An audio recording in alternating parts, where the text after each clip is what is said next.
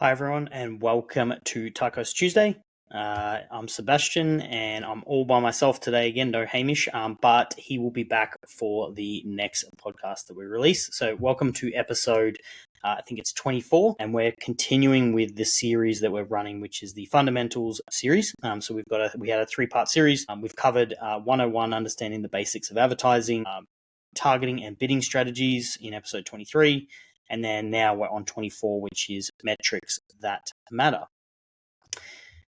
Okay, great. So I'm just going to get stuck right into it and share my screen and show you why these metrics matter. Okay, cool. So we've got fundamentals, metrics that matter. So, obviously we've done all of the fundamental parts in the last 2 episodes. And so today's kind of about, okay, well, how do we measure it all and, track everything and make sure that it's all working? And we've got 1, understanding the basic metrics and how to use them. And 2 is understanding the advanced metrics and why they are important.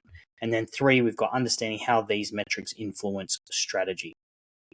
And that's really what we want to talk about, right? Like, yes, we've got these numbers, but we want to use them to make changes.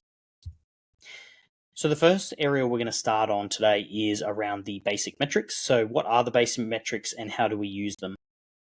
So we've got 4 basic metrics here. There's actually more than this, but these are the 4 fundamental ones that are going to drive majority of your decision making. So the first is CTR, or what we call click-through rate.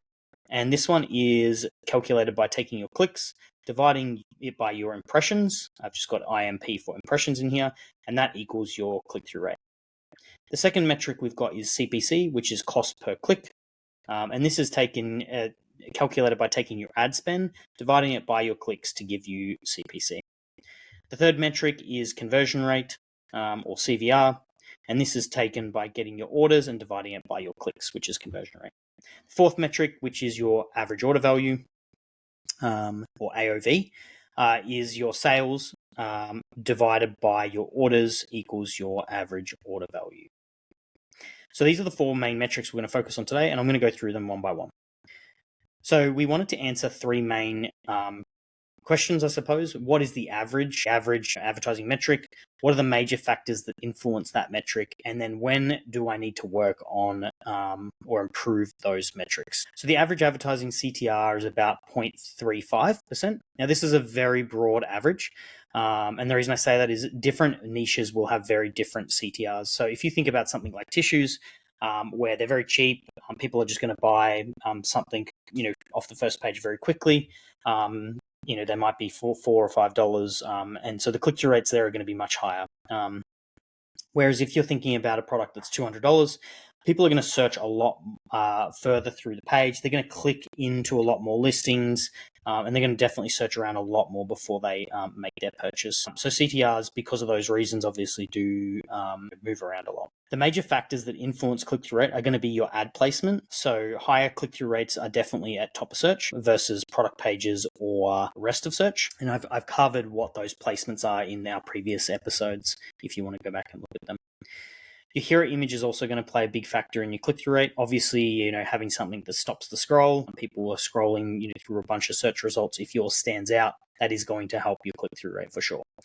Price, coupons, and badges are going to, so like think bestseller badge or Amazon's choice, or there's a whole bunch of badges that are on the Amazon platform. Those are definitely going to help your click-through rate. People are going to want to know why that product is better, or why it has that badge, bestseller or Amazon's choice. Coupons, that's just because that's kind of connected to the price point. Obviously, if they think they're getting a good deal, that's going to help with your click-through rate as well. Title and reviews. So title is going to be because it's clear. So for example, if you're buying something and you don't know how many units there are or the size of it from the title, that's probably going to lower your click-through because it's not super clear. There might be one right next to your listing that is super clear and tells the person exactly what they want.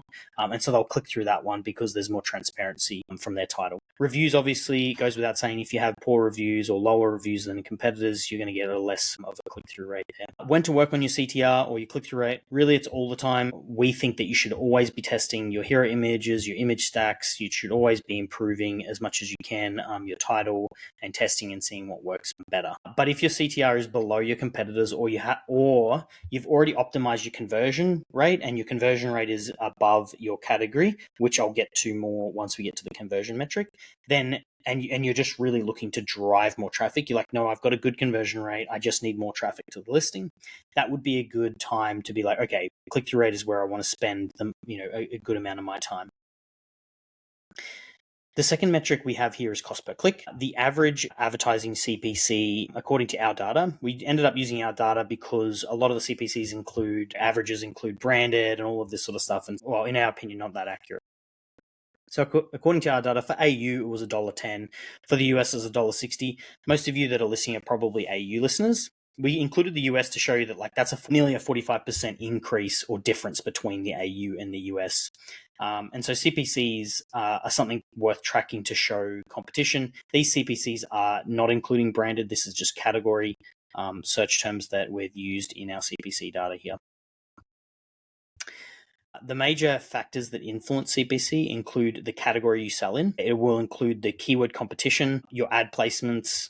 So again, higher top of search placements are going to have higher CPCs than your product pages or your rest of search, or generally that's the case anyway. Your product's price. So higher priced products generally have a higher cost per click than a lower product.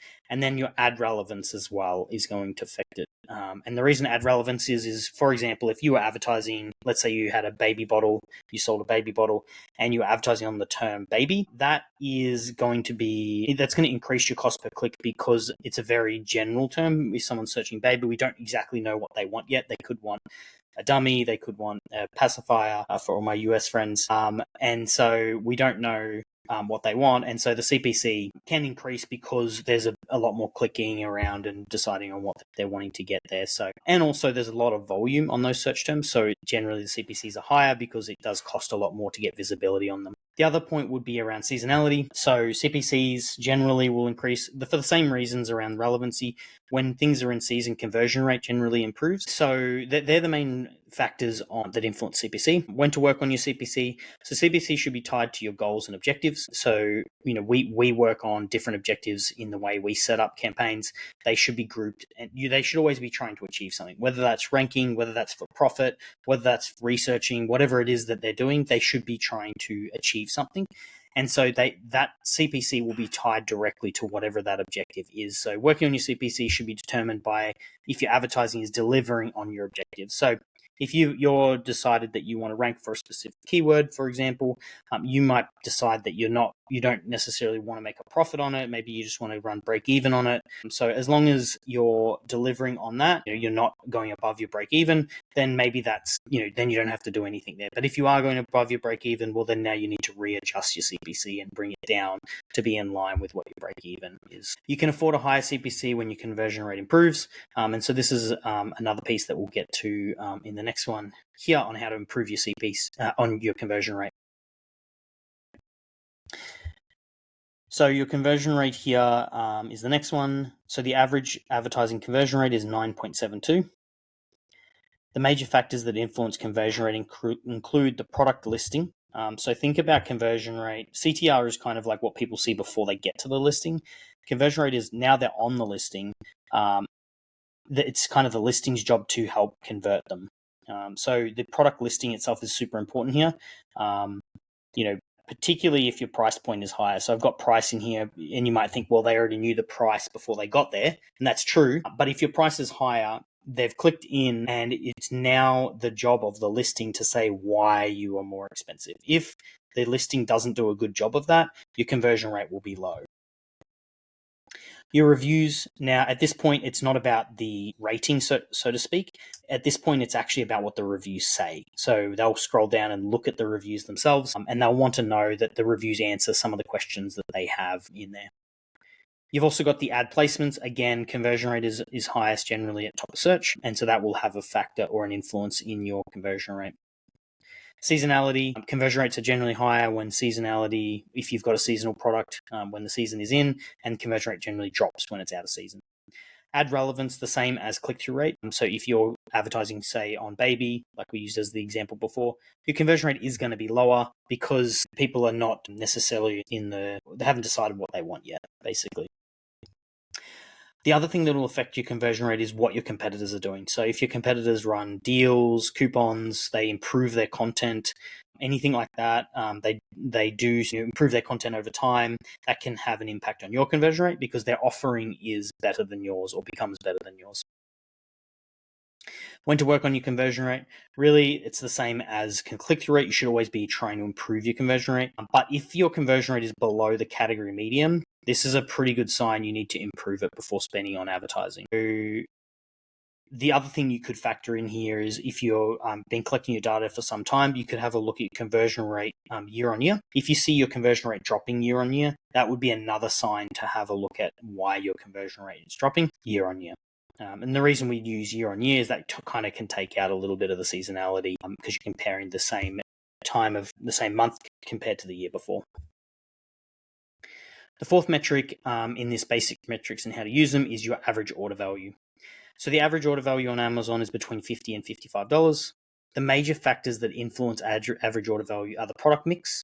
So the pricing, the quantity of items purchased per order, bundling, cross-selling, promotions, and discounts. So what I mean by product mix is you can have, for example, you might have a single pack that sells really well, and let's say you sell a vitamin, and you can create a 2-pack of that same one because you've noticed in the data that people are purchasing more than one, and so that can be one way to do it. Obviously, pricing affects it. If you increase your price or you have coupons or promotions or discounts on it, that's going to affect your average order value as well. The quantity of items purchased per order, I just mentioned that one there. The bundling, I also mentioned that one with the bundling products together. There can also be products that purchased, like say vitamins that they complement each other, and people putting those together, which is the quantity of items purchased together. You can see that in the frequently bought together. Cross-selling, so this might be upselling them to a bigger, like a higher quantity in capsules, or lots of different ways that you can do with the cross-selling. And then, as I mentioned, the promotions and discounts before. When to work on your average order value. So if look at working on your average order value when you see the demand for it, e.g. you are seeing multiple units per order. If you sell in the consumables niche, consider bundling to improve profitability. We've seen that as a really good example on how people can improve their profitability. They've got a single pack, and just releasing a 2-pack, massively increases their profitability. And the reason for that is because if you put it, obviously you've got FBA fees to Amazon, and so if you put a 2-pack together, your fee or your fulfillment fee stays exactly the same, or roughly stays the same. It might be slightly more, but it's not going to be the full whack. And also you get a referral fee and a fulfillment fee, and so both of those can become less by bundling them together, meaning there's more margin for you and you can offer more value to the customer.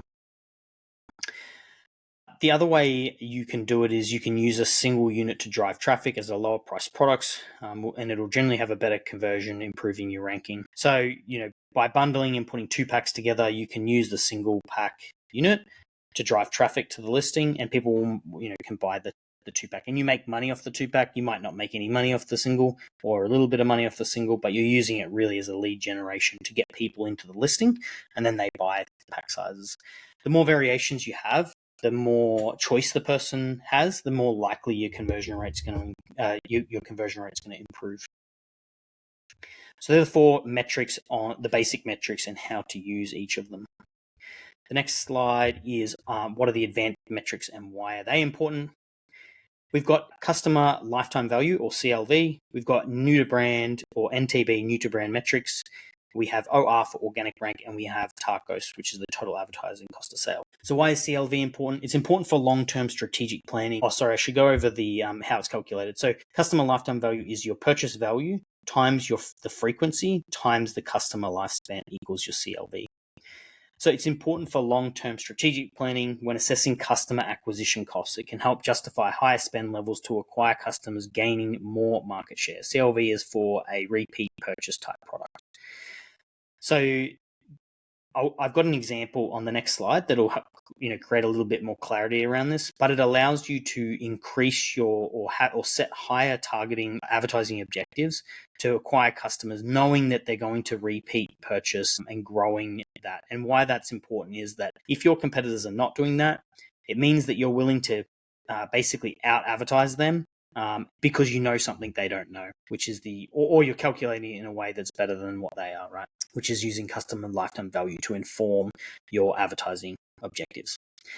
The second is NTB, or new to brand metrics. So why is new to brand important? New to brand is important as it'll help you compete long term. And so what I mean by that is CPCs which is our cost per clicks, are increasing in almost all categories, but you can combat rising CPCs with increased brand shoppers.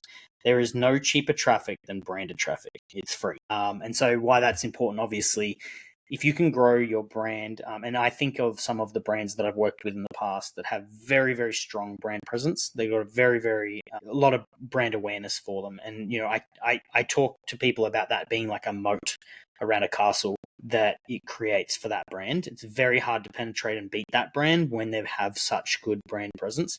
But they invested in that, right? They invested in that brand presence, and that's why they are where they are. So yes, new customers may cost more to acquire, but long term, you'll pay for it with higher CPCs, forcing you to accept lower market share. This is especially true for repeat purchase products.